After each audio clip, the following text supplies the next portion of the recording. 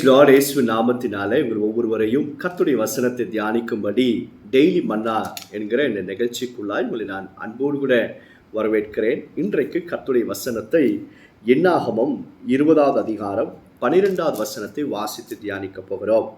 பின்பு கர்த்தர் மோசேயையும் ஆரோனையும் நோக்கி, இஸ்ரவேல் புத்திரரின் கண்களுக்கு முன்பாக என்னை பரிசுத்தம் பண்ணும்படி நீங்கள் என்னை விசுவாசியாமல் போனபடியினால் இந்த சபையாருக்கு நான் கொடுத்த தேசத்துக்குள் நீங்கள் அவர்களை கொண்டு போவதில்லை என்றார். இந்த இடத்துல ஆரோனுக்கும் மோசேக்கும் கர்த்தர் ஒரு பனிஷ்மெண்ட்டை கொடுக்கிறார். பயங்கரமான ஒரு தண்டனை. வேதத்தில் எழுதப்பட்டிருக்கு, மோசே கர்த்தருடைய வீடெங்கும் உண்மையுள்ளவனாக இருந்தார்.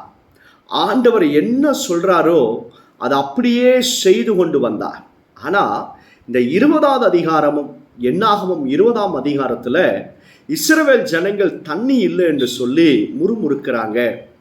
மோசேக்கு விரோதமாய் ஆரோனுக்கு விரோதமாய் அவர்கள் பேசுகிறாங்க. அவருடைய நெரிச்சலை, அவருடைய ப்ரெஷரை மோசேயால் தாங்கிக் கொள்ள முடியாமல் ஒரு காரியத்தை செய்துகிறார். அது என்ன அப்படின்னா, அந்த இடத்துல இருக்கிற கண்மலையை நோக்கி பேசு, கண்மலையிலிருந்து தண்ணீர் புறப்படும் என்பதாக கர்த்தர் சொல்லுகிறார். ஆனால் மோசே என்ன பண்றார் அப்படின்னா, பேசாம கண்மலையை நோக்கி பேசாமல் கண்மலையை கோலினால அடிக்கிறார். உடனே ஆண்டவர் சொல்றார் பாருங்க, இஸ்ரவேல் கண்களுக்கு முன்பாக என்னை நான் பரிசுத்தம் பண்ணும்படி நீங்கள் என்னை விசுவாசியாமல் போனபடியினால உங்களுக்கு நான் வாக்கு பண்ண தேசத்திற்குள்ளாய் நீயும் போக மாட்டே, அவர்களையும் உன்னால கொண்டு போக முடியாது என்பதாக சொல்லுகிறார், தண்டிக்கிறார். கர்த்தருடைய பிள்ளைகளை, இந்த இடத்துல ஒரு காரியத்தை நன்கு கவனிக்கணும்.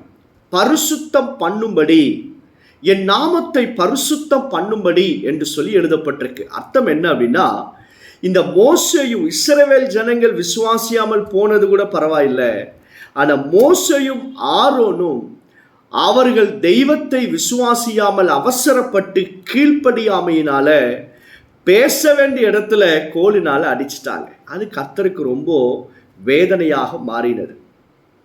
அதனால தான் கர்த்தர் அவர்களை இப்படியாய் தண்டிக்கிறார். ரெண்டாவது பாருங்க, நல்ல கவனிக்கணும். என் நாமத்தை பரிசுத்தம் பண்ணும்படி என்பதாக எழுதப்பட்டிருக்கிறது.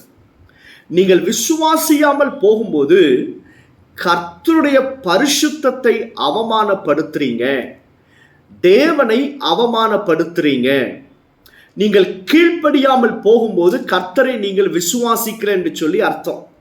நீங்கள் தெய்வத்தை விசுவாசியாமல் இருக்கும் பொழுது ஆண்டுடைய வல்லமை, அவருடைய மகத்துவம், இவைகளை நீங்கள் அவமானப்படுத்துறீங்க, கர்த்தரை நீங்க உதாசீனப்படுத்துறீங்க என்று சொல்லி அர்த்தம். அதனால தான் பாருங்க, இந்த அவிசுவாசத்தை கர்த்தர் அவ்வளவாய் வெறுக்கிறார். அவ்வளவாய் கர்த்தர் அவைகளை வெறுக்கிறார். கர்த்தர் உங்களுக்கு சொன்ன வாக்குத்தத்தத்தை உங்களால் விசுவாசிக்க முடியாமல் இருப்பீர்களானா, நல்ல கவனிங்க, யூ ஆர் இன்சல்டிங் காட். நீங்கள் தேவனை அவமானப்படுத்துறீங்க. இஸ்ரவேல் ஜனங்கள் கர்த்தரை அவமானப்படுத்தினார்கள். அதனால தான் பாருங்க, அவர்களை ஆண்டவர் கானான் தேசத்திற்குள்ளாக பிரவேசிக்க முடியாமல் போயிட்டாங்க. ஆண்டவராக இயேசு கிறிஸ்து வாழ்ந்த நாட்கள் கூட சீஷர்களை நோக்கி திட்டுகிறார். எப்போ? இந்த காற்றையும் கடலையும் நோக்கி இறையாதே அமைதலாய் இரு என்று அதட்டினதுக்கு முன்பாக அற்ப விசுவாசிகளே என்று சொல்லி சீஷர்களை நோக்கி இயேசு திட்டுகிறார். அவரால் இந்த அவ்விசுவாசத்தை பொறுத்து கொள்ளவே முடியாது.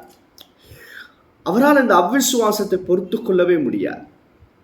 உங்களுக்குள்ள அவ்விசுவாசம் இருக்கும்னா, remember, you are insulting God. உங்கள் சூழ்நிலை எதுவாக இருந்தாலும் சரி, whatever it may be your situations, circumstances, believe the Lord, believe the word of God.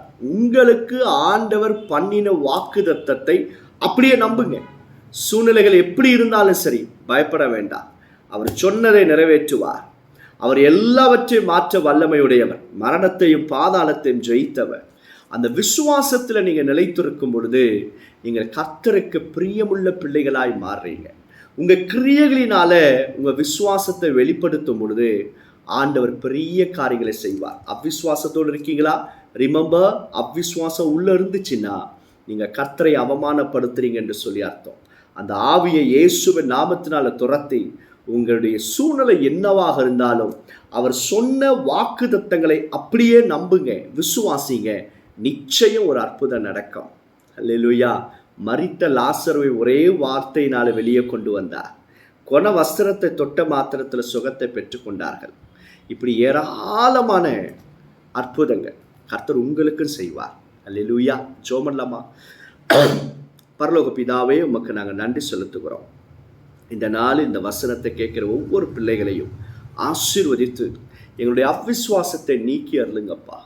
உங்களை நான் எல்லா சூழ்நிலையிலும் உண்மை நாங்கள் நம்ப, விசுவாசிக்க, உங்களுடைய வாக்குத்தத்தங்களை விசுவாசிக்க கிருபைத்தார்.